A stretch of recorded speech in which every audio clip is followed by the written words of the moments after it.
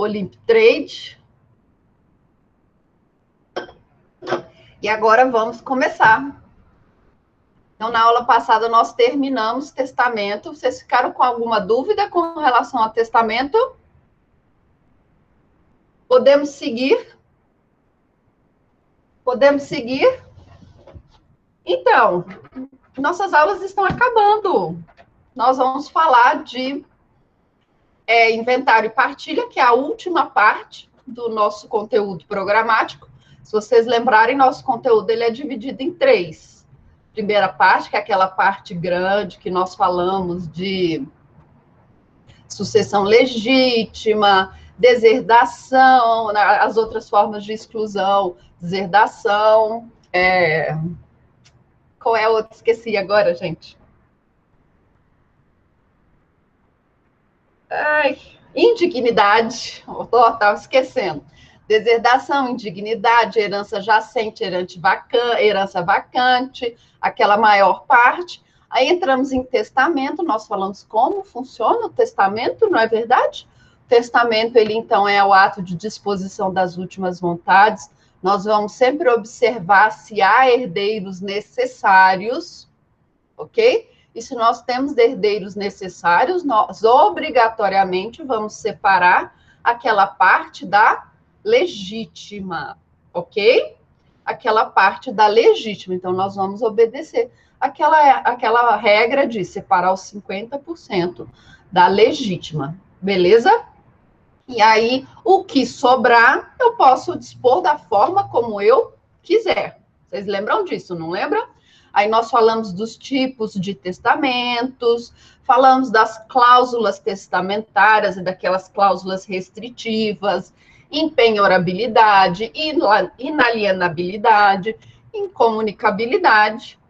Não foi? Falamos dos legados, ok? São aqueles legados, aquele tanto de legados, e aí eu distribuí os legados para todo mundo aqui na sala de aula. E agora nós vamos passar por uma parte um pouco mais processual. Nós vamos falar de inventário e partilha. E o que é esse inventário? O que é essa partilha? É uma fase processual, na verdade, são 2 fases processuais. Você tem um inventário, né, que é o processo como um todo, que vai chegar no final e vai partilhar o bolo. Então, nós temos o bolo que estava lá no forno, lembra que eu falei disso? Numa das aulas lá atrás, que eu falei que o bolo estava no forno, não é? Aí, depois que o bolo sai do forno, você não tem que esperar o bolo esfriar? Então, é a parte do inventário. Aí, quando chegar lá na partilha, nós vamos cortar o bolo e vamos dar os pedacinhos dos bolos para todo mundo. Então, nós vamos entrar agora na fase do inventário e da partilha, beleza? E nós vamos usar o quê? Agora o Código de Processo Civil, ok? Nós vínhamos com o Código Civil desde o primeiro dia de aula. Agora não, nós vamos continuar com o Código Civil, mas vamos nos valer do Código de Processo Civil. Porque as principais regras do inventário e da partilha estão no Código de Processo Civil. Tá bom? Tá bom? Então, vamos lá.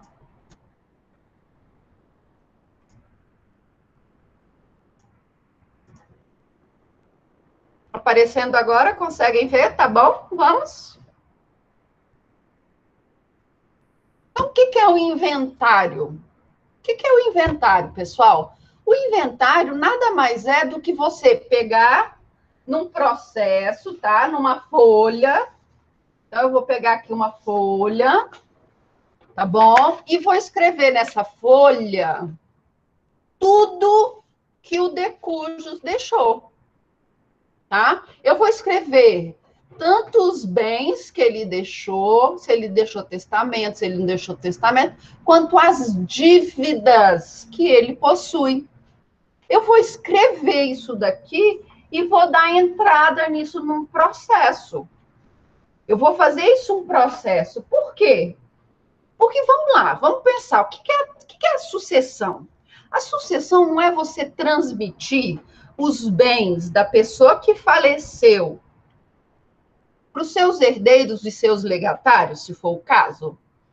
Mas como que você vai fazer isso se a pessoa que faleceu não está lá para assinar o documento? Vamos pensar num carro. Digamos que o de cujos, ele deixou um carro, tá? Como que nós fazemos quando nós compramos e vendemos carro? Nós não temos que ir lá, o proprietário, e assinar o DUT? E aí você vai lá, assina o DUT, entrega o DUT para a pessoa que comprou, e a pessoa que comprou te entrega o dinheiro? Não é dessa forma? Não é assim que funciona? Como é que você vai fazer isso com uma pessoa que faleceu? Então, você vai precisar de um processo judicial, porque aí o juiz, ele vai determinar, tá bom? Ele vai entregar um documento, um alvará, substituindo a assinatura da pessoa que faleceu. E aí, nesse alvará, ele vai falar, olha, o carro que foi deixado pelo fulano de tal que faleceu, agora vai ser passado para o nome de Cicrano, Beltrano, ok? Então, o inventário nada mais é do que um processo judicial em que, no final, o juiz vai suprimir a vontade, vai suprimir a assinatura do falecido naqueles bens que ele possuía, ok? Então, é uma petição inicial. Você vai começar, vocês já estão fazendo petições iniciais, não é verdade? Vocês já sabem como funciona uma petição inicial. Não é dessa forma? Vocês já sabem como funciona. Então, vocês vão fazer uma petição inicial, arrolando todos os bens que o de cujos deixou, assim como as dívidas. E aí, lá no final, quando você já tiver os bens todos, aquele bolo todo pronto, ok? Frio, você vai lá e vai partilhar. Então, nada mais é do que uma petição inicial. É um processo judicial. E por isso que eu disse que a partir de agora nós vamos ter o Código de Processo Civil, porque nós vamos observar as regras que o Código de Processo Civil vai determinar para esse processo judicial, que vai iniciar com uma petição inicial, ok? E vai terminar lá com a sentença terminativa, ok? Então, o inventário é o processo judicial tendente à relação, à descrição, à avaliação e à liquidação de todos os bens do de cujos ao tempo de sua morte para distribuí-los aos seus sucessores, ok? Então, o que nós vamos fazer com esse inventário, esse processo judicial? Nós vamos discriminar os bens, então, arrolar todos os bens deixados pelo de cujos, nós vamos pagar os impostos, nós vamos pagar os credores, ok? Então, nós vamos pagar impostos, nós vamos pagar os credores. Se sobrar, não é assim? Se sobrar, aí nós dividimos entre os herdeiros, ok? Quais são as regras, então? As regras estão lá no Código de Processo Civil e no Código Civil. Um pouquinho no Código Civil, mas mais no Código de Processo Civil. Então, agora, quando eu falar, marque um artigo, tá? Vocês também vão ter que lembrar que nós temos artigos do Código de Processo Civil. E lá no Código de Processo Civil está, a partir do 610, nós vamos ter um capítulo inteiro chamado do inventário e da partilha, ok? Então, as regras... Opa, meu código aqui, meu livrinho. Então, a partir de agora, nós vamos nos valer também do Código de Processo Civil, ok? Lembrando que eu falei para vocês lá no início, os bens, eles vão formar um condomínio legal, ok? Então, todos os bens, a massa, ok? O espólio, eles estão num condomínio legal. tá bom? Então, eles vão ser um bem como um todo, indivisível. É somente no momento da partilha que esses bens vão ser separados. Esse condomínio legal, ele vai ser desfeito, ok? Então, eu falei isso para vocês lá nos primeiros dias de aula. Quando nós temos os bens, nós temos um condomínio legal. Nós temos também aqui no Poder Judiciário brasileiro. É engraçado, né? Porque aqui no Brasil nós adoramos judicializar a questão. Eu estava até conversando não sei o que com meu marido, e acho que de uma televisão que nós estamos querendo comprar aqui para casa. E aí ele falou, mas essa televisão dá muito problema, pode dar problema. Eu falei, se der problema, nós entramos na justiça. Aqui no Brasil, nós temos essa tendência de judicializar tudo, tá? É errado? Não. Mas chega um momento que o nosso poder judiciário, ele está abarrotado de processos. Então, nós começamos nas últimas décadas um processo, já virou costume, isso mesmo, não é, Ana Clécia? Virou costume, vamos ajuizar uma ação. Por quê? Porque nós temos o hábito de, vamos resolver isso na justiça, a justiça vai decidir. Nós não temos a cultura da mediação, nós não temos a cultura da arbitragem, nós não temos, então, essa cultura da conciliação, que são os meios alternativos de solução de litígios. É muito comum você ir, por exemplo, em outros países, existir empresas privadas que promovem a conciliação, justamente para evitar que um processo seja judicializado. Ok? Porque é uma cultura, em outros lugares, a mediação. Aqui, para a gente, não. A nossa cultura é judicializar. Eu não estou falando que lá está certo e que aqui está errado, não é isso. Cada lugar tem os seus meios de resolver os problemas. Nós temos diversos lugares que a pessoa não tem nem acesso ao judiciário. Tá bom? Então, aqui é uma garantia que está lá na nossa Constituição. Até o canto de um pobre galo, exatamente, é caso de justiça. A Ana Clécia está certa, tá? Obras de apartamento, nossa, quantos eu advogo para um condomínio? Meu Deus, é o tempo inteiro reclamação e os condôminos entrando na justiça porque o vizinho está fazendo obra na pandemia e está atrapalhando. Logo no início da pandemia, agora até que nem tanto, né? Mas logo no início da pandemia, as pessoas estavam ainda mais estressadas. Agora já liberou um pouco mais, algumas pessoas já voltaram para o trabalho, mas logo no início, aí nos primeiros 2 meses, as pessoas estavam assim, à flor da pele. Qualquer barulhinho era motivo de estresse. Não era assim? Nossa, a quantidade de ação que nós tivemos de tentar resolver, porque o condomínio estava chateado, porque o vizinho estava fazendo obra, ele não estava respeitando o barulho e não sei mais o quê. Então, tudo nós judicializamos. Está errado? Não. Está certo? Então, depende. Tá bom? Mas, por isso, essa quantidade exagerada de processos, nós começamos também no Poder Judiciário um movimento de diminuir a quantidade de processos, de desjudicializar questões que são triviais. Por exemplo, um casal que quer se divorciar. Ok? Um casal que quer se divorciar.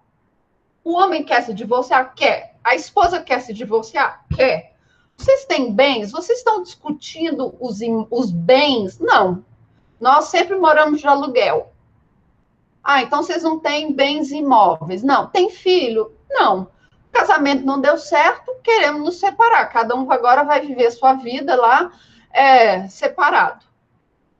E aí, você precisa levar isso ao Poder Judiciário?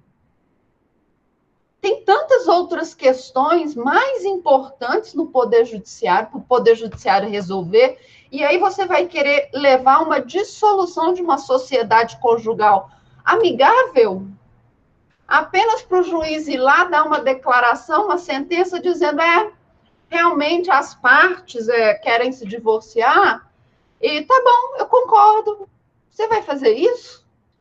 Então, nós temos também, ao mesmo tempo que nós temos no Brasil um movimento de levar tudo para o Poder Judiciário, nós também temos um movimento do Poder Judiciário em vamos resolver coisas menores, de menos importância para o Poder Judiciário, não é de menos importância para as pessoas, mas de menos importância para o Poder Judiciário. Vamos resolver isso de uma forma administrativa? Vamos. A mesma coisa acontece aqui no nosso inventário, tá bom? O nosso inventário, ele precisa ser obrigatoriamente perante o Poder Judiciário? Não. Mas nós vamos ter alguns casos em que, obrigatoriamente, o Poder Judiciário vai ter de suprir aquela manifestação do de cujus. E qual vai ser essa situação?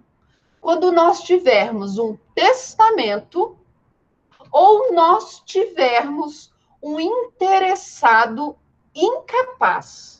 E aqui, quando eu falo incapaz, eu falo de menores de idade, pessoas com alguma limitação que a lei determinou como sendo incapaz. Ok? Então, digamos que eu, hoje, sou uma pessoa capaz. Não sou? Para a lei, eu não sou uma pessoa capaz? Eu tenho mais de 18 anos, então, para a lei, eu sou uma pessoa capaz. Digamos que eu atravesse ali a rua e seja atropelada por um ônibus. E aí eu estou lá no hospital, eu estou num coma induzido. Eu sou capaz, naquele momento que eu estou num coma induzido? Não. Eu sou relativamente incapaz. Então, alguém vai ter que suprir a minha vontade enquanto eu não consigo me manifestar. Ok? Então, a lei diz que naquele momento eu sou incapaz. Se naquele momento que eu estiver lá no hospital, meu pai, por exemplo, falecer, o inventário dele necessariamente vai ser um inventário judicial. Por quê? Porque naquele momento eu estou incapaz. Então, o Poder Judiciário, ele vai criar esse movimento também de, olha, vamos facilitar as coisas, vamos facilitar tanto para as partes, para os interessados, quanto para o Poder Judiciário. Traga para o Poder Judiciário somente aquelas situações em que, às vezes, o Ministério Público vai ter que se manifestar, porque ele vai defender os interesses da criança, dos incapazes, dos idosos, ok? Traga para o Poder Judiciário quando você tem um conflito e deixe aquelas situações mais fáceis, aquelas situações amigáveis, para uma parte mais administrativa. Então, quando nós tivermos testamento e ou um interessado, pode ser um herdeiro, pode ser um legatário, ok? Que for incapaz, obrigatoriamente nós vamos levar esse inventário ao Poder Judiciário, tá bom? Aí eu vou fazer um parêntese aqui. O Estado de Goiás, nesse movimento de desjudicialização, ele também vai permitir o divórcio no cartório de cônjuges que têm filhos menores de idade, tá bom? O único lugar no Brasil que aceita divórcio de cônjuges com filhos menores de idade ou incapazes é no Goiás. Eu já falei isso aqui para vocês? Já falei isso? Se eu não falei, tá falado agora, tá bom? Fecha aspas, vamos voltar, tá? Então, quando nós temos capazes, pessoas capazes, maiores de idade, ok? Nós podemos levar esse inventário e essa partilha para o cartório, que é o que nós vamos chamar de inventário e partilha extrajudicial, ok?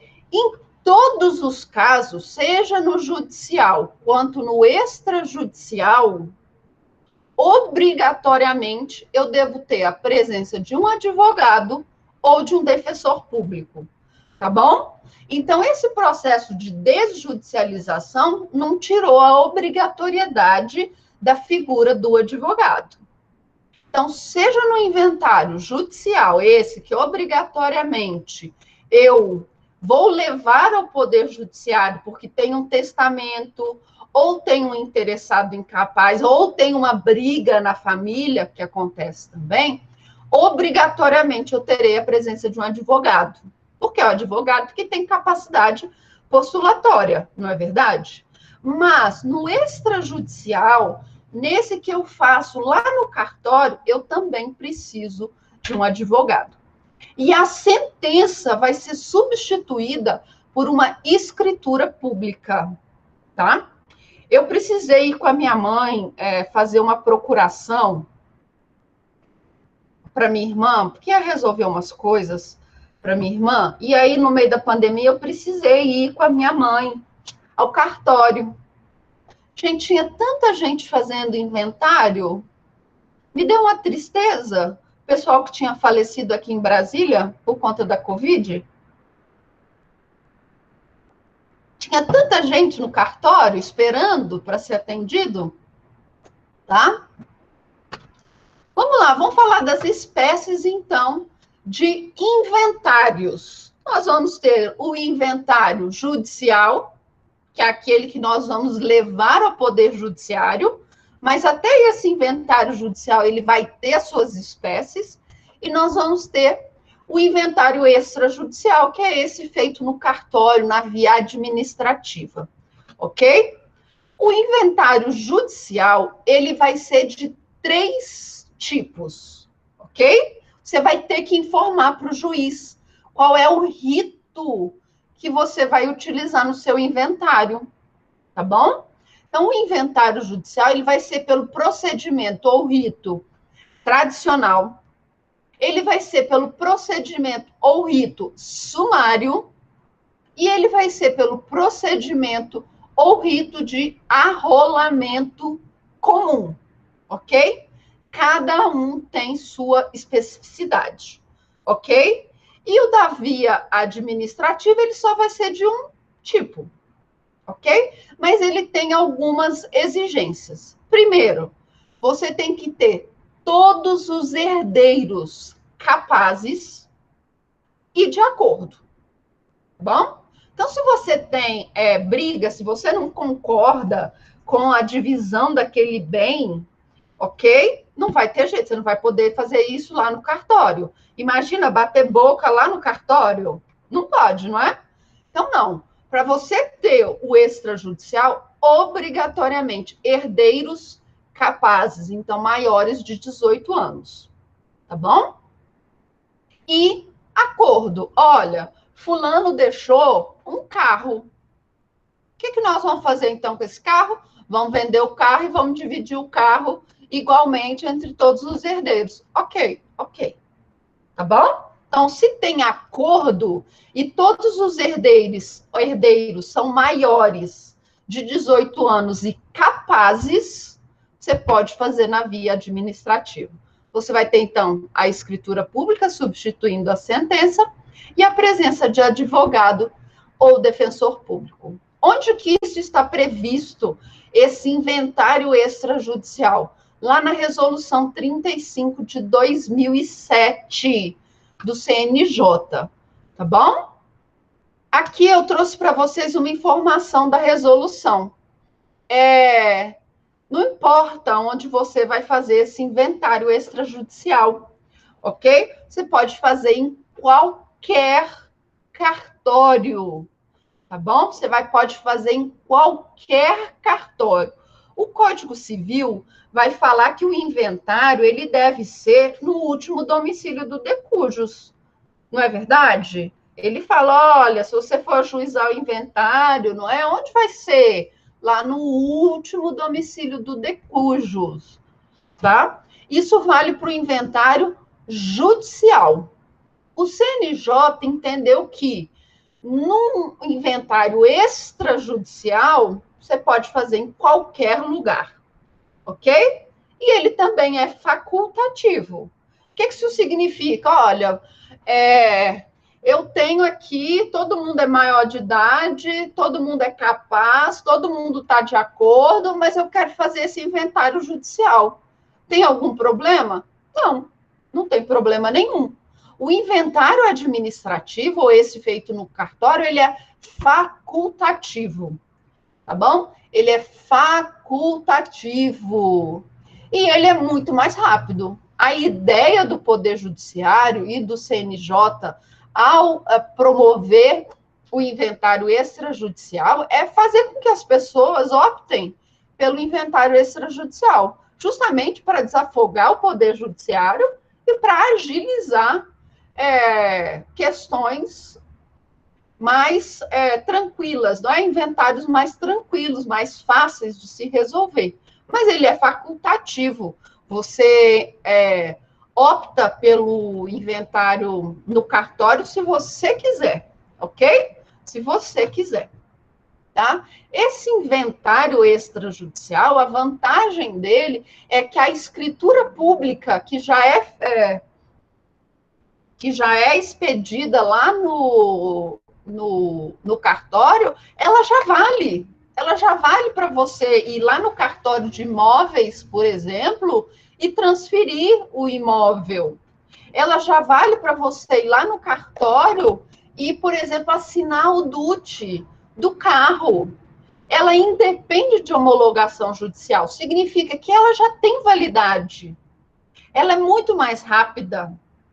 Tá bom? Lá na escritura pública, o tabelião vai colocar, olha, fulano de tal, que vai ser o inventariante, ele vai poder assinar o DUT, ele vai poder assinar a escritura de compra e venda do imóvel, ok? Ele vai poder resolver questões no INSS, na Caixa Econômica, no Banco do Brasil, em qualquer outro banco. Então, aquela escritura pública, ela já tem validade para resolver todos os imóveis, todos os bens, resolver todas as coisas relacionadas àquele decônjuge, àquela pessoa que faleceu, ok? Então, eu coloquei aqui que essa escritura pública, esse documento que vai ser expedido lá no cartório quando você faz um inventário extrajudicial, ele serve para tudo. Transferência de bens, levantamento de valores, sacar dinheiro em conta, tá bom? Sacar dinheiro lá do FGTS, transmitir bens, ok? Tudo, já serve para tudo. Ok? E, por fim, a exigência do inventário, não é? Do inventário extrajudicial, é que uma pessoa seja nomeada, não é o certo, não é inventariante, né? Mas uma pessoa seja nomeada como responsável pelo espólio, ok? Essa pessoa, ela vai ter os mesmos poderes do inventariante, mas ela não vai ser chamada de inventariante, ela vai ser chamada de interessado. Tá? Então, vai ser uma pessoa que vai ser o interessado, que vai ser responsável por transmitir bens, ok? Por ir lá na Caixa Econômica e levantar valores, ir no INSS e resolver pendências. Vai ser o responsável também pelos bens. Então, se alguém, por exemplo, ajuizar determinado tipo de ação contra o espólio, né, contra o de cujus, esse interessado que vai ser responsável por responder o processo judicialmente em nome do espólio, ok? Então, nós vamos ter esse interessado. Beleza? Alguma dúvida com relação ao inventário extrajudicial? Alguma dúvida? Não? Posso continuar? Estou indo muito rápido. Tá tranquilo? Vamos lá. Então, vamos falar daqueles casos. Olha, vou até voltar aqui. Vamos falar desses inventários judiciais. Ok? Porque o inventário extrajudicial, gente, é só isso daqui. É só isso daqui. Não tem mais nada. É muito fácil, é muito tranquilo. O advogado já passa para o cartório uma petição inicial com os bens, as dívidas, os herdeiros, como vai ser dividido, como vão ser divididos os bens. Ele já passa tudo, uma petição inicial, pronto, já passa para o cartório. Depois o tabelião dá uma olhada lá, se está tudo certinho, ok? Depois disso, ele chama os interessados, os herdeiros, ele chama os herdeiros, ele lê para os herdeiros lá a petição que eles fizeram lá, a escritura pública, e os herdeiros assinam. É só isso. É simples. Agora, o inventário judicial, não. O inventário judicial, ele vai ser nesses 3 ritos. E cada rito tem sua peculiaridade. Ok? O primeiro rito é o rito tradicional, ok? Ele é o que está lá, o primeiro que é arrolado lá no CPC, a partir do 610. Então, eu gostaria que vocês dessem uma lidinha no CPC, tá bom? A partir do 610, tá? Porque ali ele vai tratar das regras gerais desse rito, que é o rito mais comum, ok? É o rito mais comum, é o rito tradicional, ok? É o rito tradicional, tá? Ok? E ele vai falar do prazo. Lá no 611 do CPC, ele vai falar do prazo desse rito tradicional. Que prazo é esse? É o prazo para acabar. É o prazo que o legislador deu para o Poder Judiciário resolver aquele inventário. Tá bom? É o prazo. Gente, mas isso aqui é tão assim surreal para a nossa realidade, não é? Mas nada impede que o legislador sonhe um pouquinho. Nada impede que o legislador fale, por exemplo, que o processo de inventário e despartilha deve ser instaurado dentro de 2 meses a contar da abertura da sucessão, ultimando-se nos 12 meses subsequentes, podendo o juiz prorrogar estes prazos de ofício ou a requerimento das partes. O que isso quer dizer? Que o CPC está falando o seguinte: a pessoa faleceu, você tem até 2 meses para providenciar o inventário e a partilha, tá bom? Então, o CPC vai falar o seguinte, ó, faleceu, até 2 meses para dar entrada nessa ação ou fazer um inventário extrajudicial, se for o caso, tá bom? Passou esse prazo de 2 meses, aí nós vamos ver mais para frente, tá bom? Mas você tem 2 meses. E do dia que você der entrada nessa ação de inventário e partilha, o juiz ele vai ter um prazo de 12 meses para encerrar, ok? O trâmite. Se chegar no prazo de 12 meses do ajuizamento da ação de inventário e partilha e ainda não conseguir resolver, o juiz vai poder, de ofício ou a pedido das partes, prorrogar por mais 12 meses. Então, o prazo, ele vai ser até 12 meses do falecimento, ok? Do falecimento, e vai ter duração de 12 meses. Se o juiz entender que, 12 meses não é suficiente para resolver esse inventário aqui, tá bom? Vamos precisar de mais 12 meses? Não tem problema. Coloca mais 12 meses. Beleza? E o que acontece se você não der entrada em 12 meses? E agora, em 2 meses, o que vai acontecer? E aí? E aí, se você não der entrada no inventário e na partilha com até 12 meses do falecimento do decurso, você vai sofrer alguma multa? E aí? Depende do estado, tá bom? Aqui no Distrito Federal não tem multa, tá? Aqui no Distrito Federal não tem multa para quem atrasa, quem demora mais de 2 meses para ajuizar essa ação de inventário e partilha.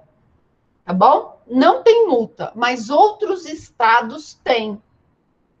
Tá? São Paulo, por exemplo, tem multa se você atrasar nesse prazo de 2 meses. Se você atrasar nesse prazo de 2 meses, você vai receber uma multa. Vai ser um proporcional lá do valor do imposto devido. Aqui no DF não tem, tá bom? Aqui no DF não tem multa. Então, você pode fazer com 1 mês, 2, 3, 4, 10, 1 ano, 2 anos, 3 anos, que você não vai ser multado por isso, tá bom? Por quê? Porque a ideia do Poder Legislativo aqui, do Distrito Federal, é que as pessoas façam o inventário. Porque isso movimenta a economia, você vai vender um bem, você vai transferir, você vai pagar o imposto de transmissão, isso é, dinheiro para o Distrito Federal, tá? As pessoas vão receber o dinheiro daquele bem, vão comprar outras coisas, vão movimentar a economia.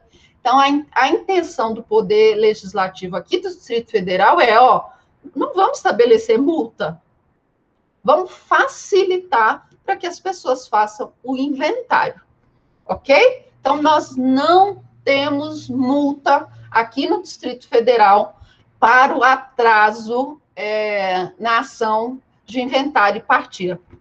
Eu fiz essa pesquisa para o Goiás, achei até a lei, mas agora eu não me lembro o que dizia. Então, se alguém puder me mandar uma mensagem depois para eu fazer a pesquisa novamente, eu me lembro, tá? Que eu vou fazer a pesquisa novamente. Eu fiz a pesquisa do Goiás, agora eu não lembro. Mas eu tenho quase certeza que no Goiás não tem multa. Não, agora eu não lembro. Eu acho que tinha multa, era 10% do imposto. Era alguma coisa assim, tá? 10% do imposto pelo atraso. Era algo mais ou menos, mas me lembrem, tá? Alguém, por favor, me mande uma mensagem, pode ser um e-mail, para eu falar sobre isso na semana que vem, tá bom? Da multa, que aqui no Distrito Federal não tem multa, tá? Aqui no Distrito Federal nós não temos multa pelo atraso, mas outros estados da federação têm multa, beleza?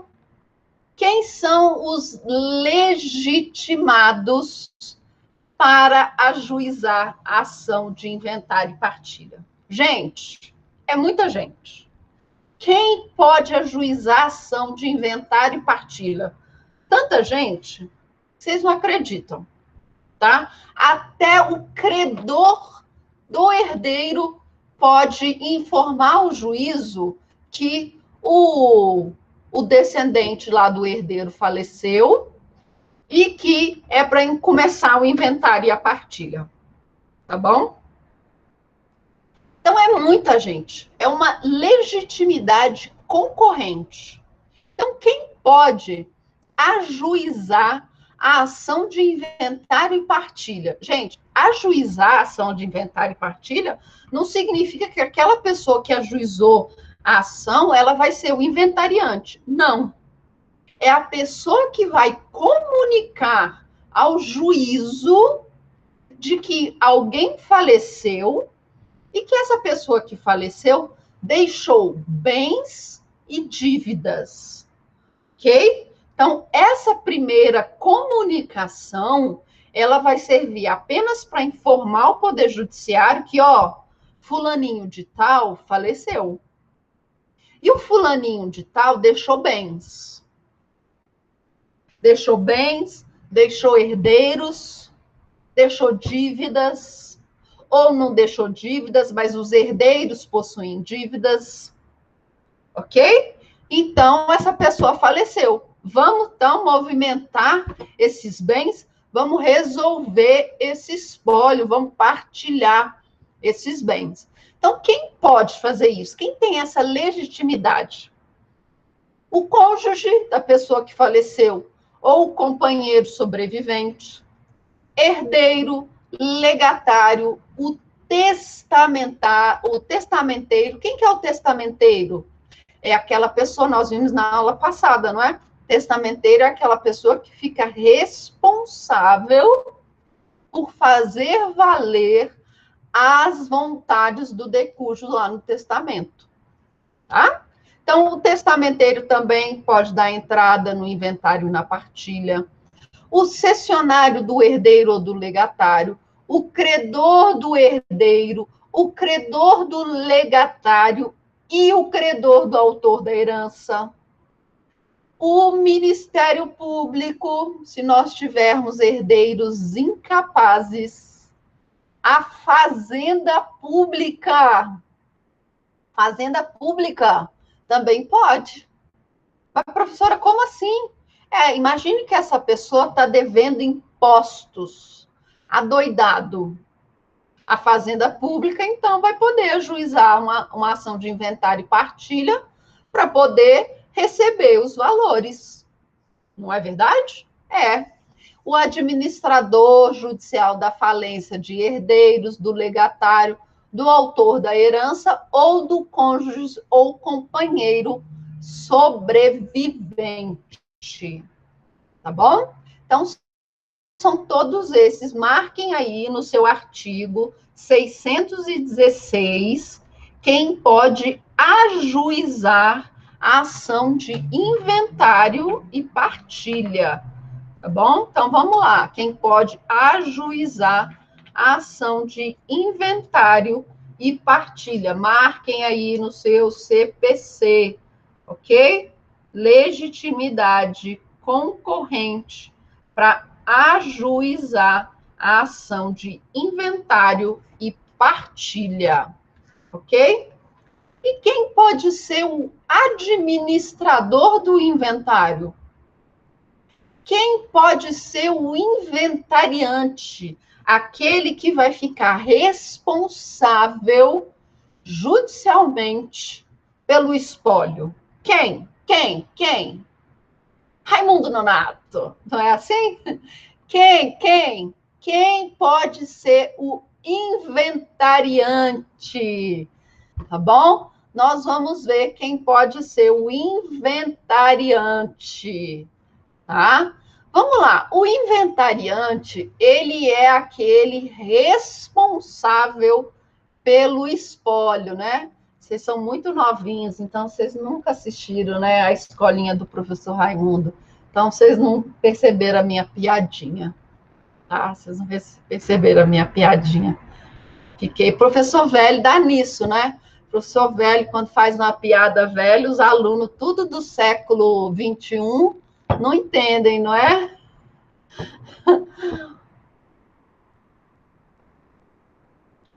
Os alunos, tudo do século XXI, esses meninos aí, tudo novos, não é, Ana Clécia? Esses alunos aí não entendem nada, né? Ana Clécia também é do século XXI. Aí os professores que são lá do século XX, tudo velho. Aí os alunos não entendem a piadinha do quem? Raimundo Nonato. É o nome do professor Raimundo, lá da escolinha do professor Raimundo. E ele tem um puxa-saco que, quando ele faz pergunta, quem fez não sei o quê? Aí o fulaninho lá, o pai fala assim, Quem? Raimundo Nonato. Então, vamos lá. O que é o inventariante? O que é o Raimundo Nonato? Né? O inventariante é aquela pessoa que o juiz vai determinar, tá bom? Vai determinar como sendo o responsável pelo espólio, pela massa, pelo patrimônio deixado pelo decújo.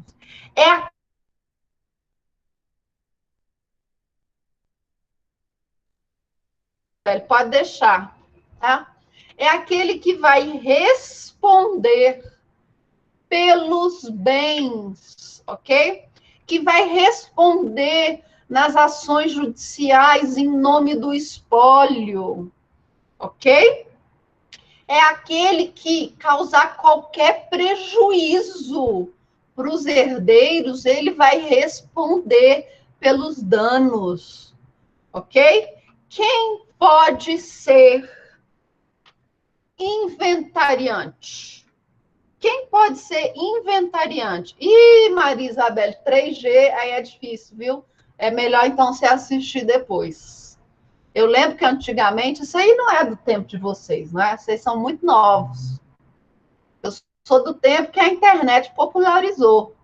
Aí eu lembro que, antes, a internet, ela era, em casa, ela era discada.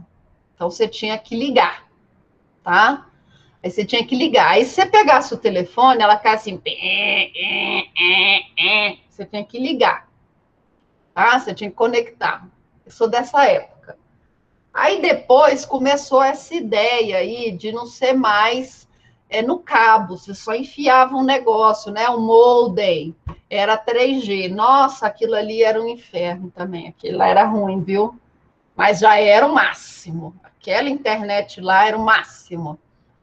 Mas aí depois veio a internet para casa, que você também ligava o fio, mas não era mais pelo telefone, então você não ficava com o telefone ocupado.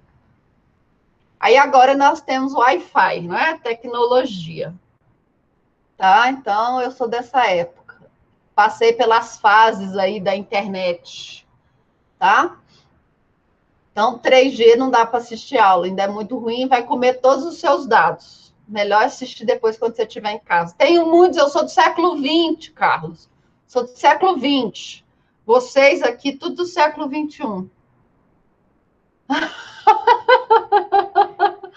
Professora falando assim, já fico com medo da idade. Gente, imagina, eu sou daquela época que você pegava o tijolão do telefone assim, era o máximo. Que ter linha telefônica, meu Deus. Linha telefônica era um negócio assim que você passava de pai para filho, era herança. Viu? Linha telefônica. Linha telefônica era herança.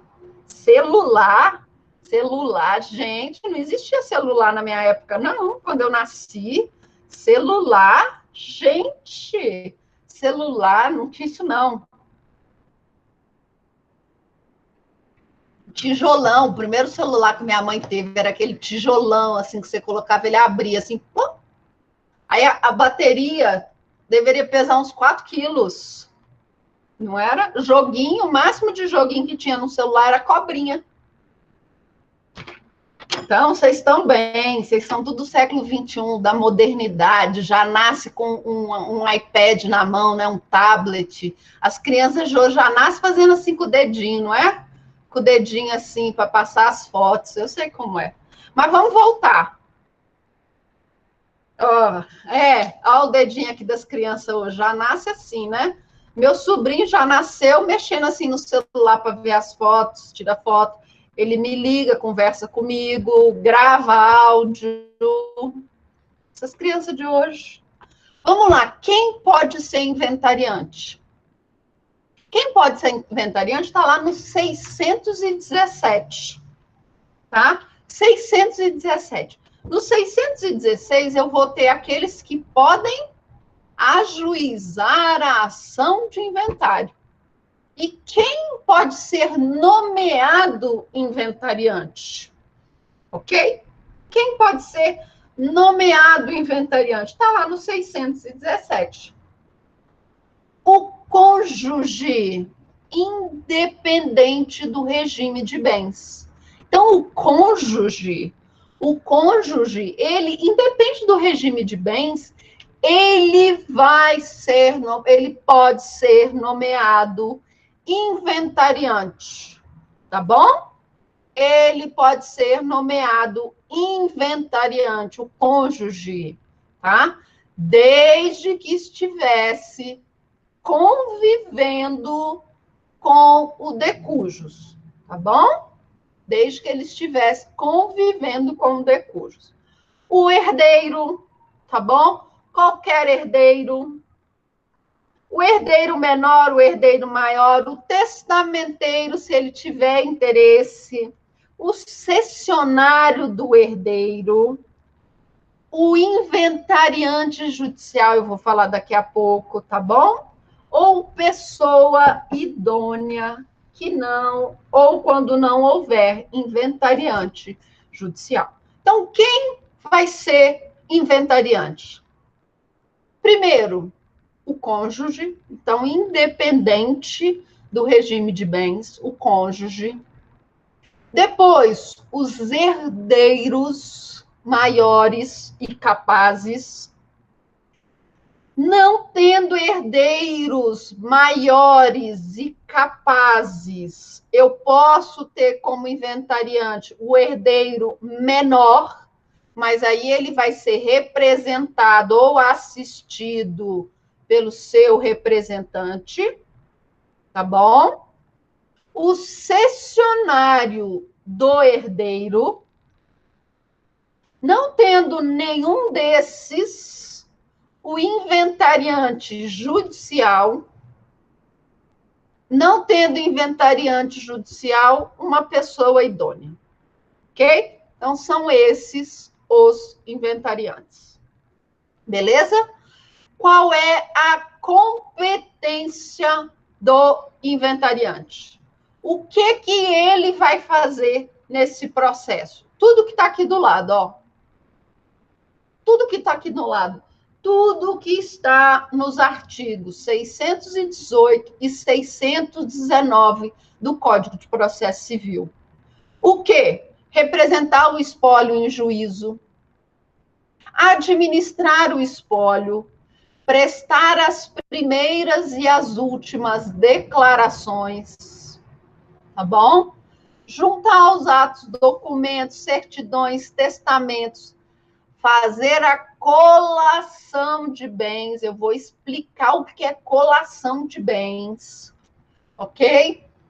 Prestar contas da sua gestão, requerer ou declarar insolvência, ok? O que ele pode, autorizado pelo juiz, alienar os bens, pagar dívidas e fazer despesas necessárias para a conservação e o melhoramento dos bens do espólio.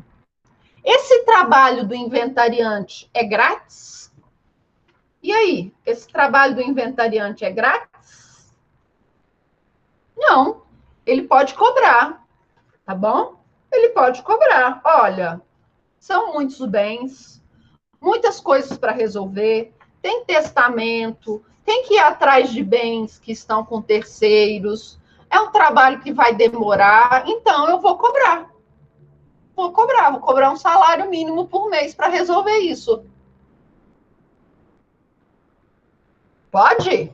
Pode, tá bom? Então, o inventariante, ele pode cobrar, tá bom? Ele pode cobrar pelo serviço que ele vai prestar. Beleza?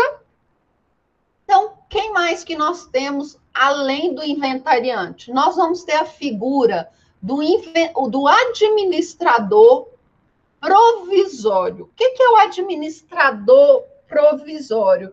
Lembra que eu falei para vocês de herança jacente e vacante? Lembra que eu falei disso?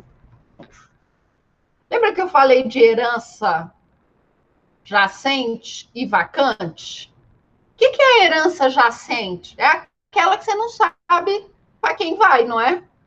É aquela que você fica lá, ó, fazendo edital, edital. Fulano de tal faleceu, olha aqui os bens que ele deixou. Cadê os herdeiros? Cadê os herdeiros? Então, o que é o administrador provisório? É aquele que vai administrar a herança enquanto não apareceu o inventariante. Quando não aparecer um herdeiro para se declarar inventariante daquele bem. Tá bom? Então, o administrador provisório é aquele administrador do espólio, da massa, que vai ficar ali por um período de tempo, principalmente na herança jacente, que vai ficar num período de tempo até que um inventariante se manifeste. Tá bom? Até um inventariante se manifestar. O que é o inventariante dativo? Tá bom? O que é o inventariante dativo? Olha, excelência, ninguém quer ser inventariante. Os herdeiros não querem ser inventariante. O cônjuge não quer ser inventariante. Você é obrigado a ser inventariante? Não. Uma puta trabalheira, tá? Ter que ficar aguentando herdeiro, tá? Um saco. Ter que ir atrás de bens. E aí você cobra e depois todo mundo vai te chamar de mesquinha. Não é assim que funciona na família? Olha só que cara mesquinha. Ainda tá cobrando para administrar os bens. Tá? Só pensa em dinheiro, não é? E não sei o quê. E vai ser aquele, ó. Ninguém quer ser inventariante. Você é obrigado a ser? Não, você não é obrigado. Olha, eu sou herdeiro. Eu não sou obrigada a ser inventariante. Mas alguém precisa cuidar desses bens. Não é verdade? Alguém precisa cuidar desses bens. Quem que vai cuidar desses bens, então? Um inventariante dativo. Juiz marca uma reunião, então, marca uma audiência, chama todos os herdeiros, chama cônjuge, e fala assim, ó, nós temos que escolher aqui um inventariante. Aí ninguém quer, não quero, não quero, não quero, isso me dá muito trabalho, não quero, não quero, não quero. Aí você está passando no fórum, sabe? Você está passando no fórum, que você vai ter uma audiência depois daquela. Aí sabe quando você abre a porta, assim, da sala de audiência e coloca a cabeça lá dentro para ver se a audiência já acabou? Sabe? Você faz assim, para ver se a audiência já acabou. Aí o juiz fala, doutora, vem cá, doutora. Que bom que a senhora apareceu, eu tenho um trabalho para a senhora. Aí você já pensa, ai, meu Deus, onde eu fui amarrar minha égua? Ai, meu Deus. Aí o juiz vira para você, doutor, olha só, a senhora vai ser inventariante dativo desse processo aqui. Olha que legal. E eu ainda vou estabelecer para a senhora um salário mínimo por mês de honorários para a senhora receber, tá bom? Para cuidar desse inventário. Você vai poder falar não para o juiz? Não vai poder falar não para o juiz. E o juiz vai te nomear inventariante dativo daquele inventário. Ok? Daquele inventário. Você vai representar o espólio passiva e ativamente em juízo? Não. Tá bom? Nesse caso, quando nós tivermos o inventariante dativo, o inventariante dativo não vai representar o espólio, tá bom? Quem vai representar o espólio em ações judiciais, quem vai representar o espólio vão ser os herdeiros, tá bom? Herdeiros, beleza? Deixa eu só ver aqui um negócio rapidinho. Se eu vou, onde que eu vou falar disso daqui, da representação do espólio? Eu já falei para vocês de representação do espólio. Acho que eu falei lá nas primeiras aulas. Acho que eu falei lá nas primeiras aulas, não falei? Quando eu disse que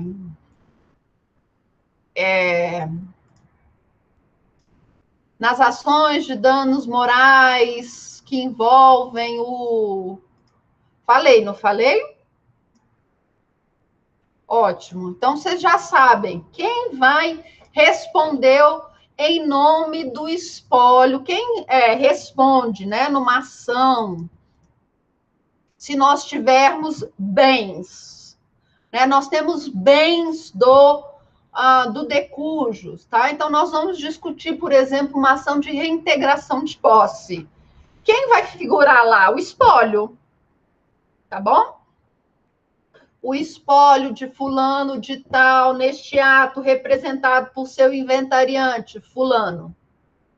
Ok? E se nós tivermos, por exemplo, uma ação de reconhecimento de paternidade? Quem vai figurar no polo passivo? Os herdeiros, tá? Então, é lá a criança que quer o reconhecimento da paternidade, representada ou assistida pela genitora. Quem vai figurar no polo passivo? Os herdeiros do fulano, não é verdade? Então, vocês já sabem com relação a essa representação em ações judiciais. Beleza, bom saber, então, que eu já falei sobre isso. Tá bom? Então, o inventariante é ele que vai responder em nome do espólio, ok? Quando nós tivermos ações de cunho patrimonial, tá bom? Quando nós tivermos ação de cunho patrimonial. O espólio também pode figurar naquelas ações lá no polo passivo, naquelas ações que envolvem reconhecimento de paternidade, também pode, mas ali é um litisconsórcio facultativo, tá bom? Os herdeiros não. Litisconsórcio necessário e a presença do espólio é um litisconsórcio facultativo, ok? Tá bom? Então, isso aí vocês já sabem, beleza. Vamos continuar o tradicional, né? Você vai ter que arrolar os bens. Então, você vai ter que fazer uma descrição completa, ok? Uma descrição completa dos bens. Bens imóveis e especificações. Bem imóveis, sinais característicos. Semoventes, olha, fulano de tal tem tantas cabeças de gado, qual marca, né? Qual raça? O gado é da raça tal, ok? Eles têm o brinco, ou eles têm aquele negócio de judiação, não é? Marcar com ferro, a marca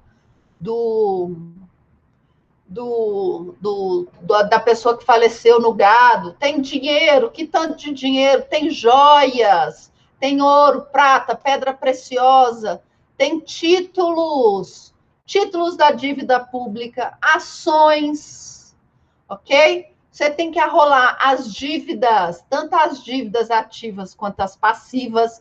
Então, o que você tem é de crédito, o que o decujus tinha de crédito, o que ele tinha de dívidas, tá bom? Ações, valor em conta corrente, tudo isso você precisa discriminar, ok? Então, vamos passar agora para a parte do procedimento. O inventário judicial tradicional, ele é o rito maior, ok? Então, ele é aquele rito grande, é o rito ordinário, vamos pensar assim, tá bom? Então, ele é o maior. Depois, os outros, vocês vão ver que eles vão encurtar etapas. Mas nós precisamos, então, partir daquele que é o mais completo para o que tem menos etapas. Então, qual é o procedimento? O primeiro procedimento é a petição inicial, tá bom? É aquela petição em que você vai falar, olha, fulano de tal faleceu. Fulano de tal faleceu. Ele deixou bens, dívidas, tem herdeiros conhecidos, ok?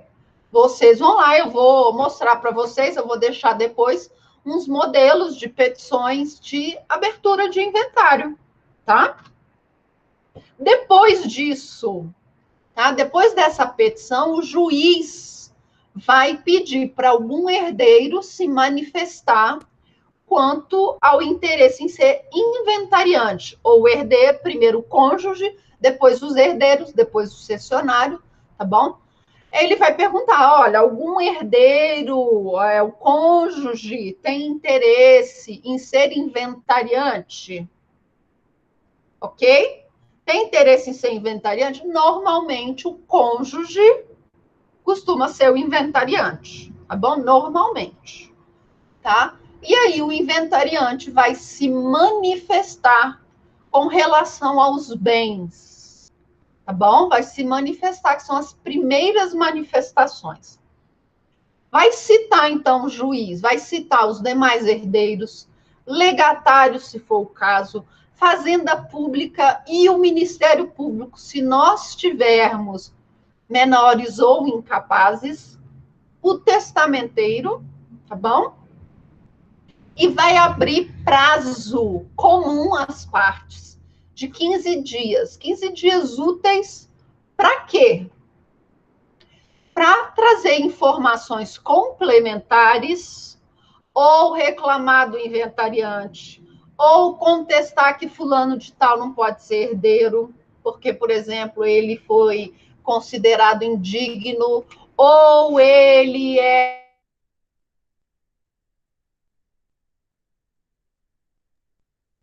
primeiras declarações feitas pelo inventariante, ok?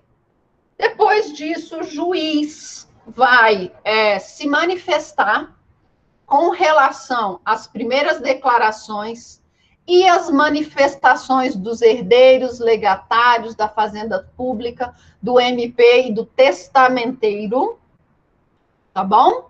Se tiver dúvida com relação à qualidade de herdeiro, ou seja, fulaninho está alegando que o cicrano não é herdeiro, tá bom? O inventário, ele vai parar até discutir a relação ou a filiação, ok? Isso é o que diz o código. Mas nós já temos decisões no sentido de que continua o processo não vai parar, tá bom? O processo não vai parar, porque o processo em que vai ser discutido, por exemplo, a filiação, a relação conjugal, ele vai tramitar em outra esfera, ok? Então, a jurisprudência e a doutrina têm entendido o quê? Que você continua o processo de inventário, ok? Enquanto aquele outro processo que está discutindo se existe ou não a filiação, se existe ou não a relação conjugal, então você discute em outra esfera, enquanto aquele processo de inventário e partilha continua tramitando, mas com a separação dos bens que caberão àqueles que estão discutindo judicialmente. O que é isso? Vamos pegar um exemplo.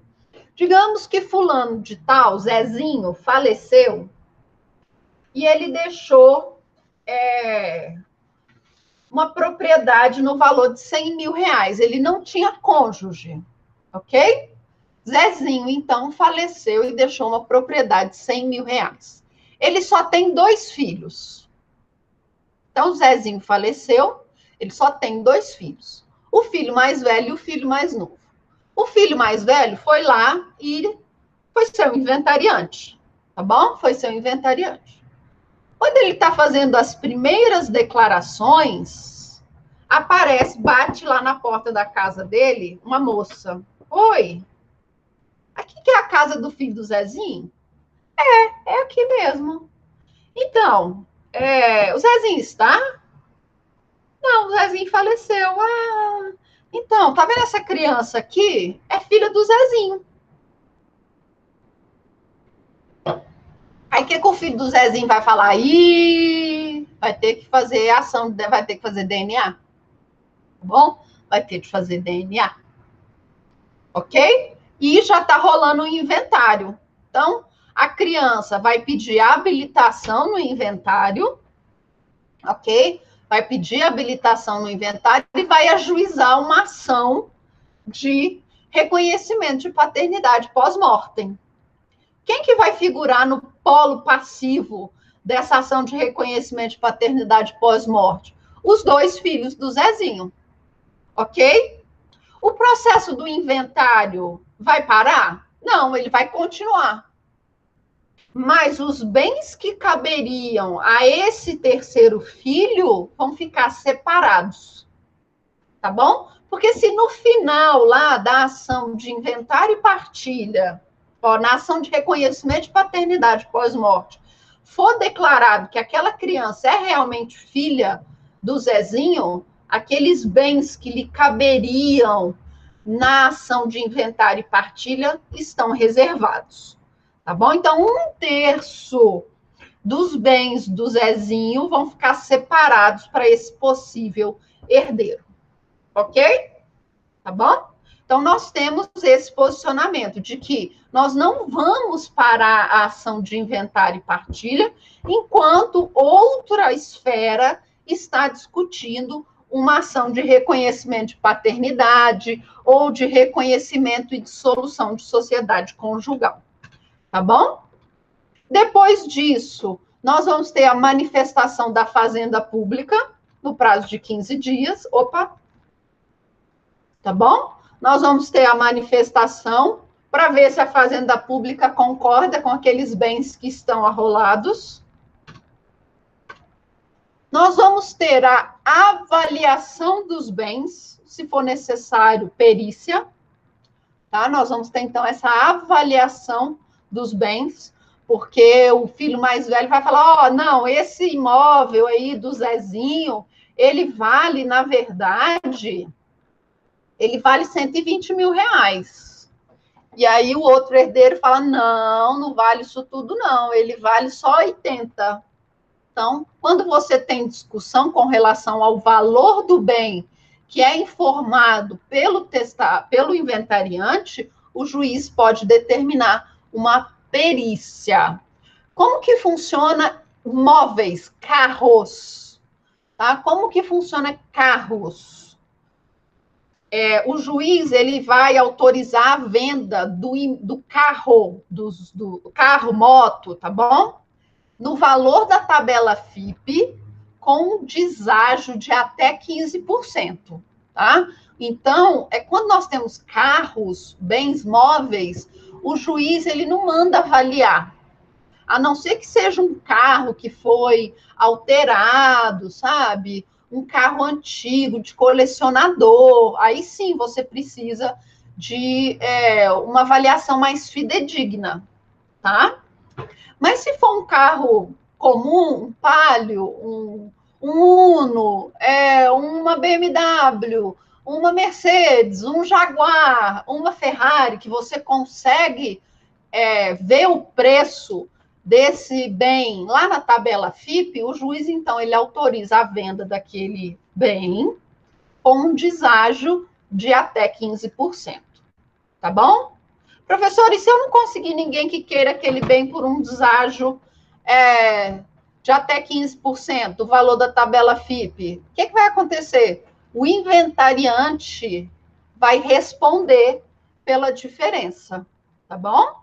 O inventariante, então, ele responde pela diferença.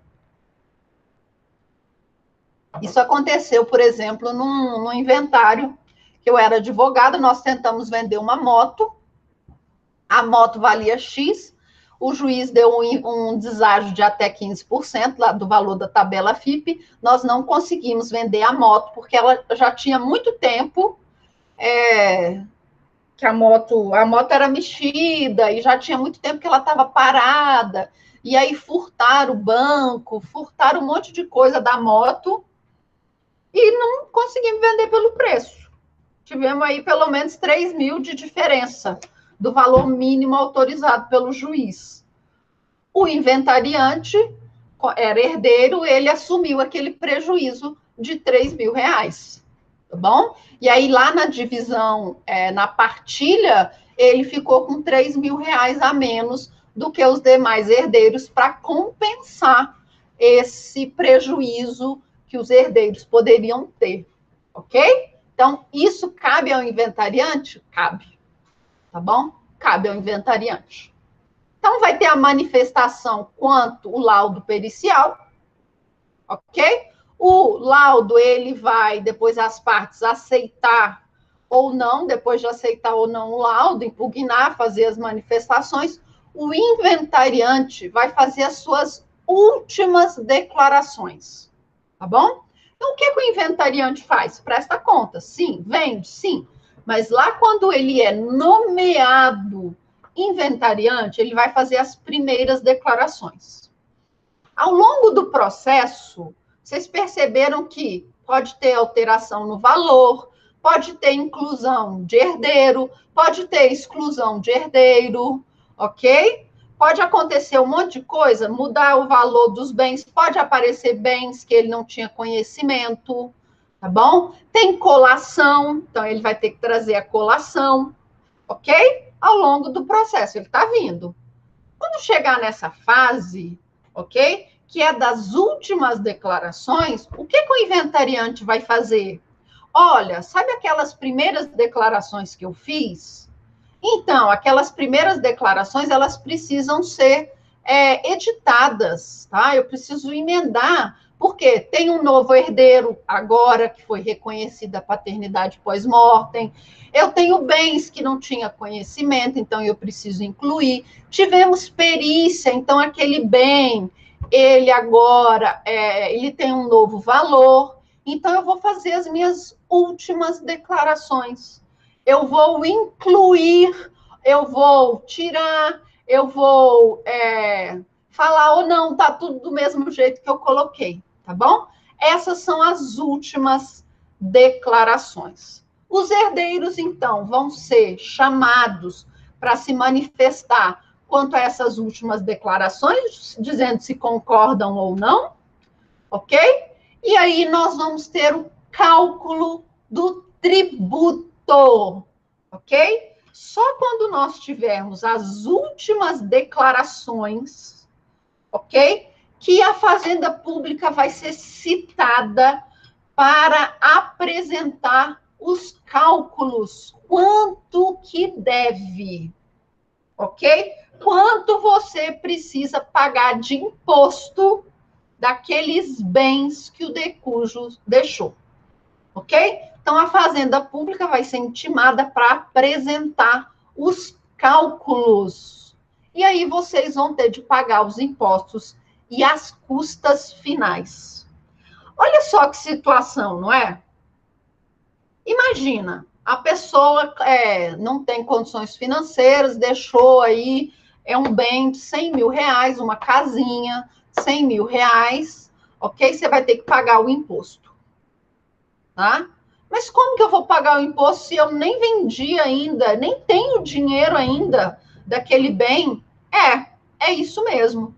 Primeiro você paga um imposto para depois receber o bem. Professor, e se não tiver dinheiro para pagar? Faz um empréstimo. Se não tiver dinheiro para pagar, esse processo vai ficar arquivado até você conseguir pagar o imposto. E aquele bem vai ficar parado lá. Professora, mas já vendeu os bens móveis? Sim, os bens móveis estão numa conta judicial. Sim, todo bem móvel que é vendido durante o inventário, ele vai para uma conta judicial. Então, você não tem acesso àquele dinheiro. Eu não posso tirar daquele dinheiro para pagar as custas? Não. Tá bom? Você vai ter de recolher o imposto. Tá bom? Aqui no Distrito Federal, tem umas benesses. Até determinado valor, você é isento do recolhimento do tributo. Tá bom? Então, até determinado valor dos bens, você pode requerer junto à Fazenda, Secretaria de Fazenda do DF, a isenção do recolhimento do imposto. Tá bom? E aí, a Fazenda Pública vai analisar o seu pedido bonitinho, tá? Você vai juntar lá a cópia do inventário, do arrolamento dos bens, quanto que os bens valem, quanto que já foi vendido, o que tem na conta judicial, ok? Você vai colocar lá tudo bonitinho e a Fazenda Pública vai dar um despacho que vai ser publicado no Diário Oficial do Distrito Federal, te isentando do recolhimento daquele imposto, tá bom? Aí, quando fizer lá, sair no Diário Oficial do Distrito Federal, você junta no processo e fala, olha, excelência, como os bens não ultrapassam tal valor, foi decretada isenção do recolhimento de imposto pela Secretaria de Fazenda Pública do Distrito Federal. Você junta lá e você fica, então, isento de recolher essas custas, esses impostos, tá bom? As custas judiciais, não. Depois disso, então, depois que nós recolhemos os impostos, aí sim, nós vamos entrar na partilha. Aí nós vamos cortar o bolo, tá bom? É a partir, então, do recolhimento do imposto que nós vamos cortar o bolo, tá? Esfriou, então. Esfriou o bolo, tá? Que ficou lá em cima da mesa. O bolo tá frio agora. Agora é a hora de cortar o bolo e comer. Beleza? Esse, então, é o rito tradicional. Alguma dúvida quanto ao rito tradicional? Alguma dúvida? Não? Vamos continuar, então. Rito sumário. Rito sumário, ok? Rito sumário, o nome já diz. Ele é sumário, ele é rápido, ok? Ele é rápido. Ele está lá no 659 do CPC. Anotem, marquem lá o 659 do CPC. Esse é o artigo que você vai marcar, tá bom? Vamos lá.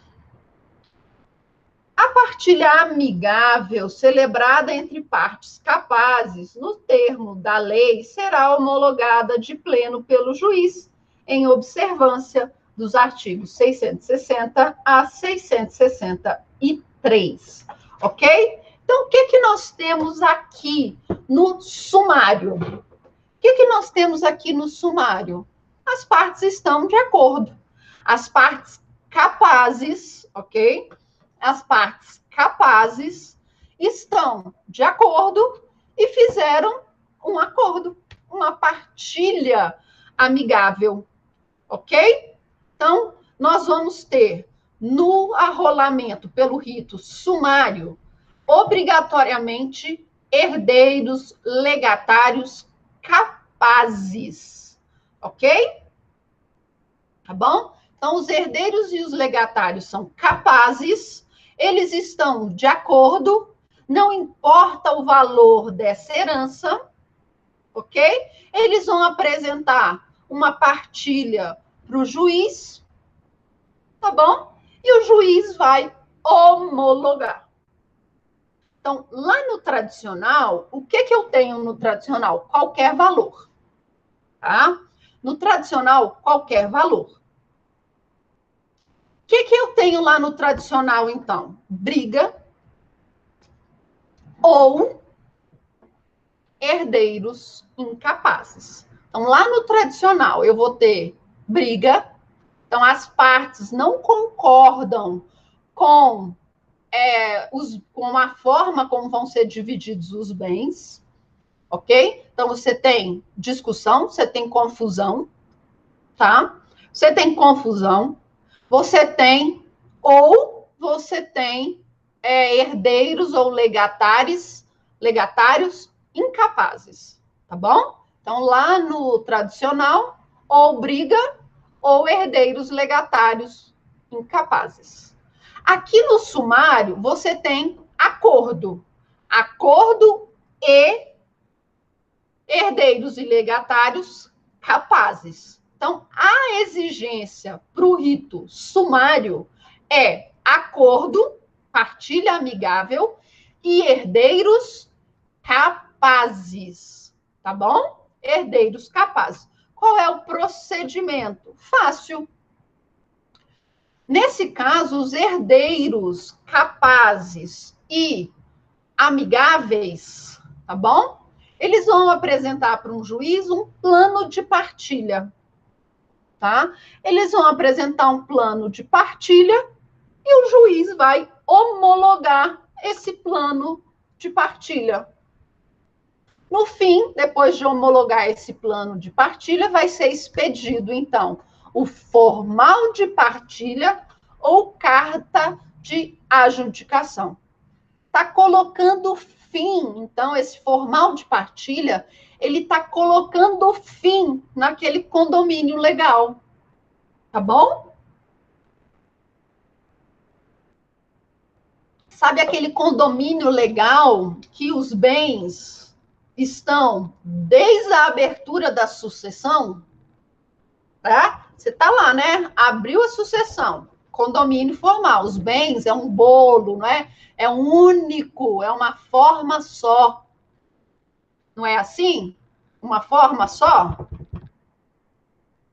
Pode, Ana Clécia? Pode sim. Tá? Ana Clécia está fazendo uma pergunta muito interessante. Professor, o espólio pode começar com um rito e passar para o outro? Pode. Digamos que ele comece no rito tradicional. Por quê? Porque um dos herdeiros ainda é menor de idade. Começou pelo rito formal, não foi? O rito tradicional, não foi?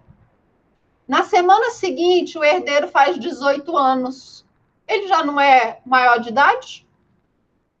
Pode converter, então, aquele rito de tradicional para o sumário. Basta, então, o advogado informar. Requer a conversão do rito tradicional para o rito sumário, visto que o herdeiro assumiu a maioridade, atingiu a maioridade e as partes estão em acordo. Tá? Então, vamos lá. O formal de partilha é o momento em que aquele condomínio legal se extingue. Ok? Não existe mais o condomínio formal. Agora os bens são divisíveis. Ok? E o que é a carta de adjudicação? Está informando agora quem é o novo proprietário daquele bem.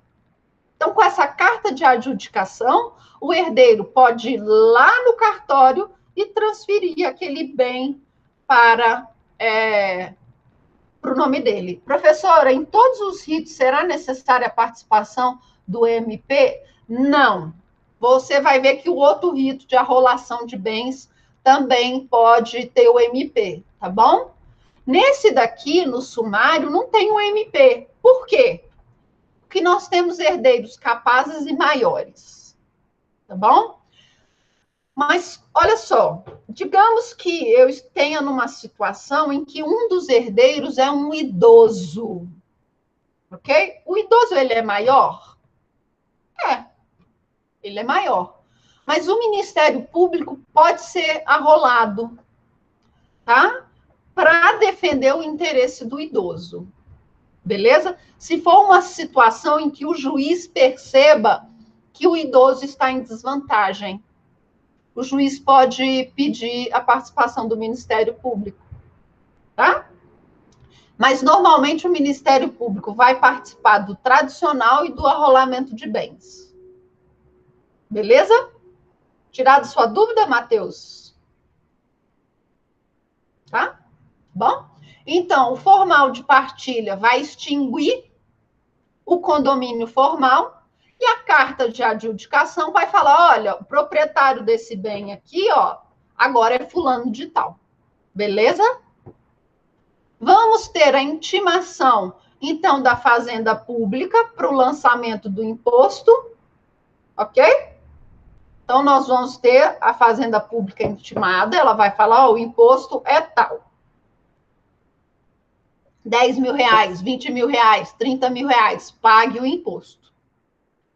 E o que acontece aqui no rito sumário? Ah, professora, tem dívidas. Não tem problema, tá? Não tem problema. Aqui, o juiz, ele, quando você recebe a partilha amigável, né? Que se apresenta esse plano de partilha amigável, você deve incluir os credores, tá bom? Você deve incluir o que está devendo, o que aquela pessoa tinha de dívidas. E aí, essa parte das dívidas, o juiz também vai separar lá no formal de partilha. Então, você também vai ter que colocar, olha, tantos por cento dos bens vão para pagamento dos credores, tá? E pode sair lá na carta de adjudicação, ó, tantos, esse imóvel vai para pagamento do credor fulano de tal, ok? Então, aqui, no rito sumário, eu vou ter herdeiros capazes e maiores. Lá no rito tradicional, eu vou ter briga, herdeiros ou legatários incapazes e testamento. Eu estava esquecendo do testamento, ok? Então, lá no tradicional, tem testamento? Tem. Então, vai pelo seu rito tradicional. Professora, mas todo mundo é amigável e está de acordo. Não tem problema. Ó, todo mundo é capaz e está de acordo. Não tem problema. Rito tradicional. Tá bom? Então, no rito tradicional, testamento, briga ou menores, herdeiros menores ou legatários menores. Tá bom? E o último rito, esse é uma mistura lá do sumário com o tradicional, tá bom? Ele é para aqueles inventários que não ultrapassam 1.000 salários mínimos, tá bom? Não ultrapassa 1.000 salários mínimos, eu posso adotar o rito do arrolamento comum, tá bom? Mas olha só, se tiver menor ou incapaz, o Ministério Público ele vai ter que se manifestar se ele concorda pelo rito de arrolamento comum, tá bom? Então, aqui no arrolamento comum, eu vou ter menores ou incapazes e um valor de até 1.000 salários mínimos, tá bom? Até 1.000 salários mínimos. Então, a pessoa deixou até R$1 milhão, ok? Você pode adotar o rito do arrolamento comum, tá? Tem menor ou tem incapaz envolvido, o Ministério Público e as outras partes vão ter de falar se concordam ou não com o arrolamento comum, porque senão vai para o rito tradicional, ok? Então, se o Ministério Público não se opor, ok? Se o Ministério Público não se opor e as partes também não, você vai poder adotar o rito do arrolamento comum, tá? Procedimento, a mesma coisa, abertura, tá? Petição inicial, o inventariante vai apresentar já as primeiras manifestações, ok? Já vai atribuir valor e já vai apresentar um plano de partilha.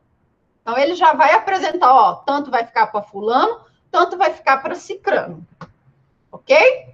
Vai ter avaliação de bens, então, aquela mesma situação, tá? Se o Ministério Público entender que aqueles bens estão em valores diminuídos ou aumentados, também pode ser nomeado um perito. O juiz vai analisar a partilha, vai pagar as dívidas, nós vamos ter o lançamento do imposto, o pagamento do imposto e das taxas judiciais, das custas judiciais. Você vai comprovar a quitação do imposto e o juiz vai julgar a partilha. Bem mais tranquilo, não é verdade? Bem mais tranquilo do que o tradicional. O tradicional tem todo aquele rito, aquele vai e volta, abre prazo, as partes se manifestam, e não sei mais o quê, e não sei mais o quê, e não sei mais o quê. não é? Aí você vem, aí manda chamar a Fazenda Pública no primeiro momento, que ela vai ver se está tudo certo, está tudo certo. Aí depois você chama a Fazenda Pública de novo para lançar o imposto, e aí vai, aí vai, aí vai, aí você pede o Ministério Público, e aí chama o testamenteiro, oh, você morreu lá, isso vai demorar de 5 a 6 anos, tá? Aqui no arrolamento comum, ele vai ser rápido, tá? Não vai ser tão rápido quanto o sumário.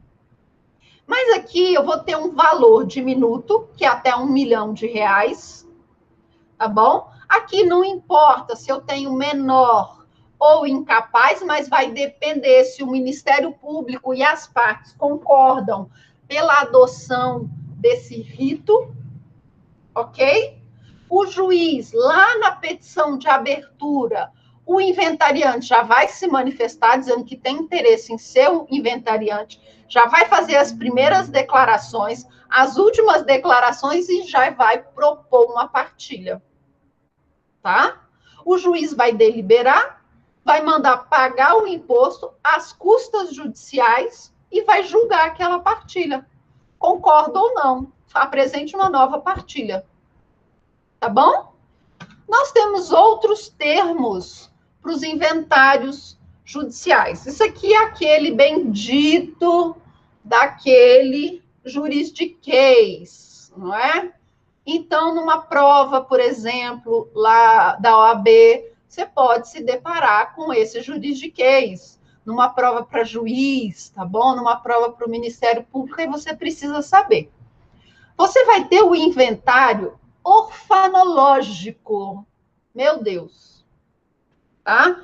Inventário orfanológico é aquele que você tem de órfão, não é? Você tem herdeiro menor, você tem maior incapaz, você tem herdeiro ausente ou você tem herdeiro desconhecido. Então, o inventário, ele pode ser tradicional, orfanológico, ok? O que isso significa? Que ele vai seguir o rito tradicional e ele tem, nesse rito tradicional, um herdeiro menor, um maior incapaz, um herdeiro ausente ou um herdeiro desconhecido. Tá bom? Nós temos o inventário de provedoria. É o inventário pelo rito tradicional que tem testamento ou codicilo. Tá bom? Então, você vai ver lá na prova, né? O inventário tradicional e de provedoria, tá? Não tem valor mínimo, certo? Não tem valor mínimo, tá bom? É quando nós tivermos testamento ou um codicilo, ok? E aí nós obrigatoriamente vamos seguir o rito tradicional, tá bom? Obrigatoriamente vamos seguir o rito tradicional. Inventário de maiores. Quando, não havendo testamento, todos os herdeiros forem maiores e capazes. Aí nós temos dois tipos de rito para esse inventário de maiores. O rito sumário ou o rito de arrolamento de bens, ok? E o inventário em conjunto. O inventário em conjunto é aquele inventário que nós vamos ter o espólio de 2 ou mais pessoas, tá bom? Por exemplo, o avô e a avó falecem de Covid. Pode acontecer? Pode. Quantas famílias aí, não é, perderam mais de um parente? E aí, você pode fazer um inventário só? Quando você tem o avô e a avó que falecem ao mesmo tempo, falecem na mesma época? Pode. Por quê? Não são os mesmos herdeiros? Os herdeiros do pai não são praticamente os mesmos herdeiros da mãe? São. Então, quando você tem identidade de herdeiros, você pode fazer herdeiros em conjunto. Heranças deixadas pelos cônjuges, pode fazer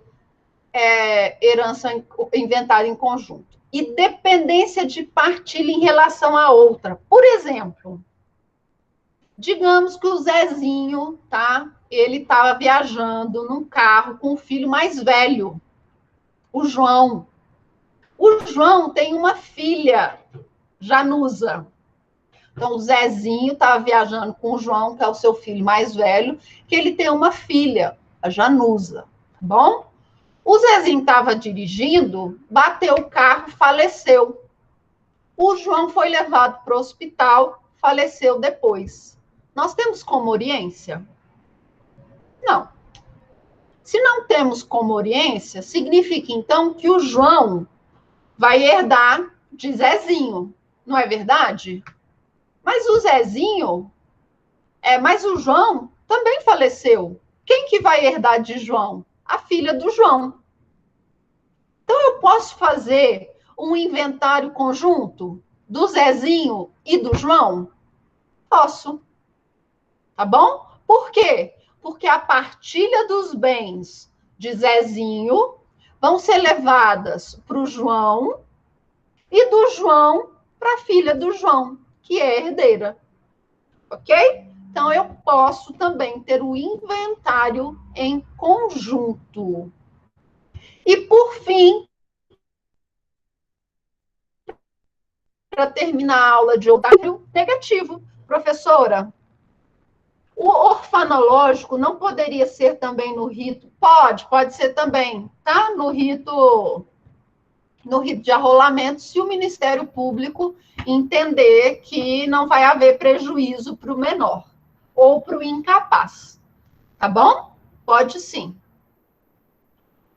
Professora, quando um pai deixa uma casa e tem 8 filhos, onde só 5 ou querem vender a casa, mas Decus não deixou testamento. Como faz? Vende a casa e cada um fica com sua parte ou o bem não é vendido se todos não concordarem?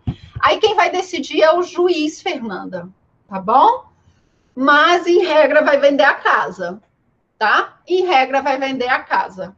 O que o juiz pode oferecer é o seguinte, para esses que não querem vender, por que eles não compram as partes de quem quer vender? Tá bom? Se não tiver solução, o juiz pode determinar, ele mesmo determina a venda da casa. Tá bom?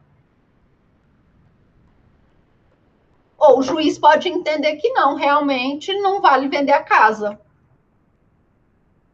A casa vai ficar dividida para todos os outros até sei lá quando. Tá? Mas normalmente vende.